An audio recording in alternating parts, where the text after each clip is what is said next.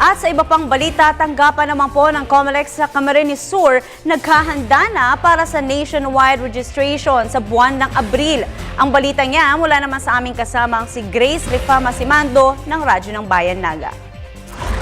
Nakatanggap na ng directive mula sa COMELEC Central Office ang sangay dito sa Camarines Sur na ipinag-uutos ang mga kaukulang paghahanda na naman ng mga tauhan ng Commission on Elections para sa nationwide at province-wide national registration ng mga bagong botante, mga dating botante at mga trans.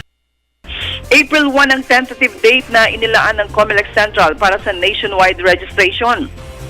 Sa panig ng Camarines Sur, nagpahayag ito ng kahandaan sa isa na namang mabigat na gawain at malawakang pagsiservisyo sa mga mamamayan.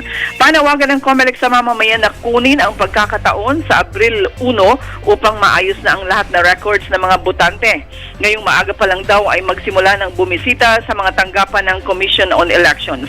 Pinaalalahanan din ng COMELEC ang mga botante na i-claim na ang inyong mga voters ID, lalo na yung mga dati pang nag-apply noong nakaraang halalan. Radyo ng Bayan Naga, Grace Rifama Simando para sa Telebisyon ng Bayan.